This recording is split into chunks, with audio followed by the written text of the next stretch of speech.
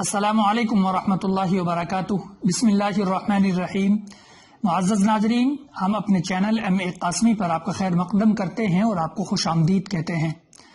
ناظرین، آج ہم پھر سے آپ کی خدمت میں سیرت النبی صلی اللہ علیہ وسلم کے 18ویں ایپیسوڈ یعنی 18ویں قسط کے ساتھ حاضر ہوئے ہیں۔ ناظرین، جیسا کہ ہم نے کل کی گفتگو میں اللہ کے نبی صلی اللہ علیہ وسلم کے معراج کے واقعے کو بیان کیا تھا، معراج کے واقعے کے کچھ حصے کو ہم نے کل آپ کے سامنے پیش کیا تھا۔ اس میں ناظرین ہم نے یہ بتایا تھا کہ اللہ کے نبی صلی اللہ علیہ وسلم مکہ سے مسجد اقصی تک براق پر سوار ہو کر تشریف لے گئے تھے، اور راستے میں کیا کیا واقعے پیش آئے تھے ہم نے اس گفتگو میں تفصیل کے ساتھ آپ کو بتایا تھا۔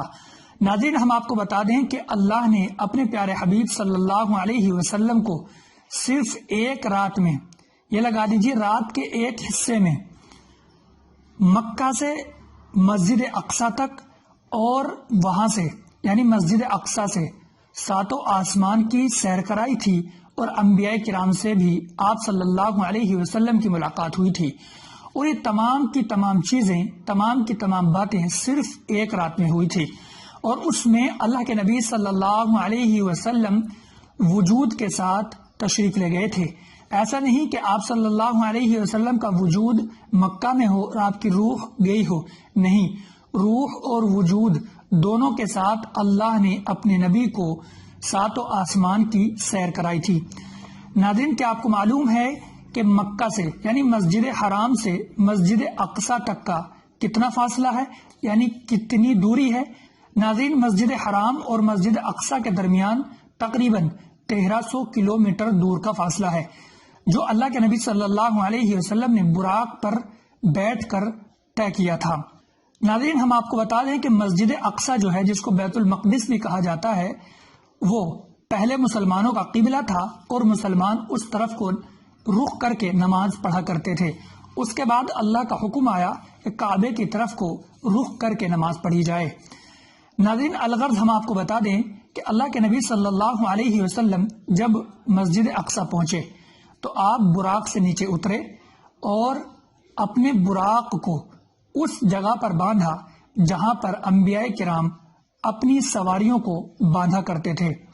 اس کے بعد اللہ کے نبی صلی اللہ علیہ وسلم اور حضرت جبرائیل علیہ السلام نے 2 رکعت نماز پڑھی، اور حضرات انبیاء کرام علیہ السلام آپ صلی اللہ علیہ وسلم کا انتظار فرما رہے تھے۔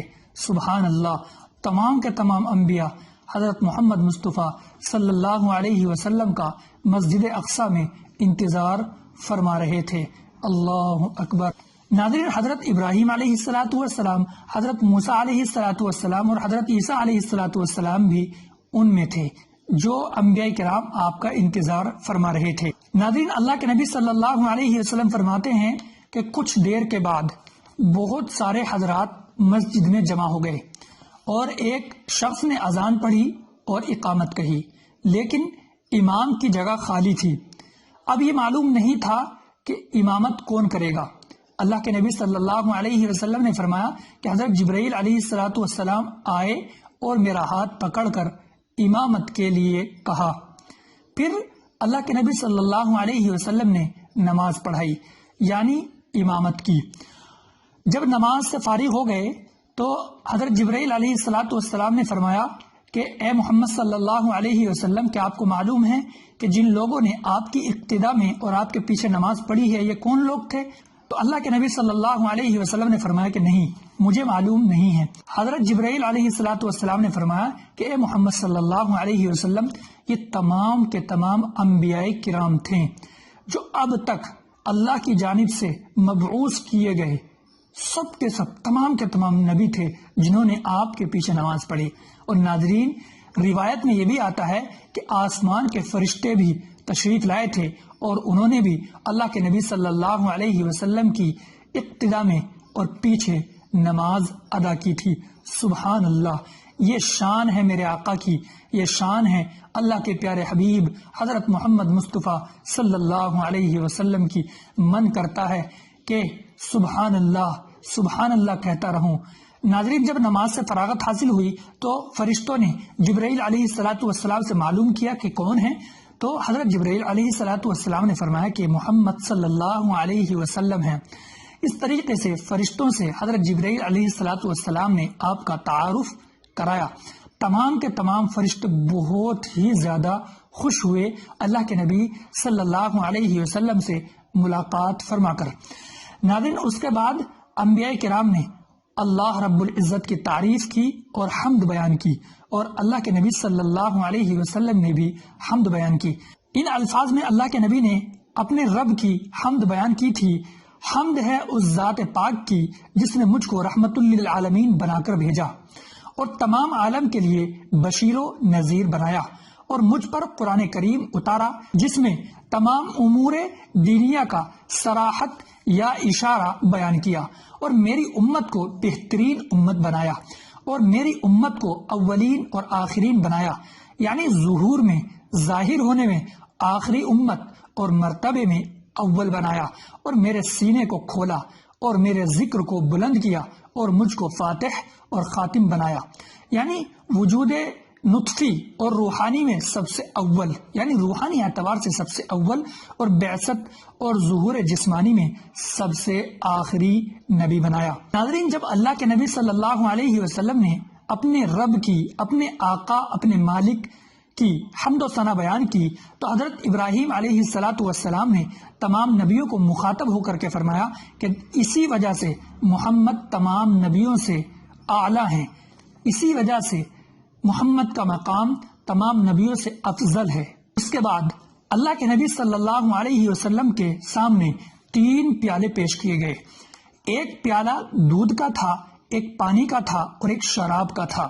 اللہ کے نبی صلی اللہ علیہ وسلم نے دودھ کے پیالے کو لیا۔ حضرت جبرائیل علیہ الصلوۃ والسلام نے فرمایا اگر آپ شراب کا پیالہ لیتے تو آپ کی امت گمراہ ہو جاتی، اور اگر آپ پانی کا پیالہ لیتے تو آپ کی امت غرق ہو جاتی، لیکن آپ صلی اللہ علیہ وسلم نے دودھ کے پیالے کو چنا اور پسند کیا۔ ناظرین، روایت میں یہ بھی بتایا جاتا ہے کہ اللہ کے نبی صلی اللہ علیہ وسلم کے سامنے شہد کا پیالہ بھی پیش کیا گیا تھا، اور اللہ کے نبی صلی اللہ علیہ وسلم نے شہد کے پیالے سے بھی تھوڑا شہد پیا تھا۔ ناظرین، آج کی ہماری گفتگو جو ہے اس میں ہم نے اللہ کے نبی صلی اللہ علیہ وسلم کے معراج کے واقعے کے اس حصے کو بیان کیا ہے جو آپ صلی اللہ علیہ وسلم کے ساتھ براق سے اتر کر پیش آیا، جس میں آپ نے نبیوں کی امامت فرمائی اور آپ کی فرشتوں سے ملاقات ہوئی، فرشتوں سے آپ کا تعارف ہوا، اور وہاں پر انبیاء کرام اور اللہ کے نبی نے اللہ کی حمد و ثنا بیان کی اور آپ کے سامنے کچھ پیالے پیش کیے گئے۔ ناظرین، ہماری یہ گفتگو یہیں تک، جو ہماری 18ویں قسط اور 18واں ایپیسوڈ تھا۔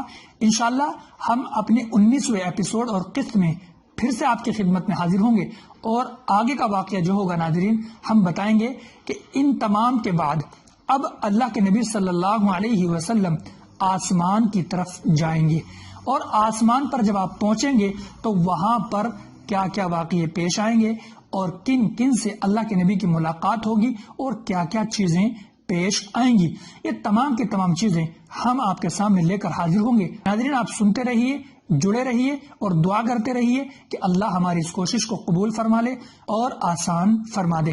السلام علیکم ورحمۃ اللہ وبرکاتہ۔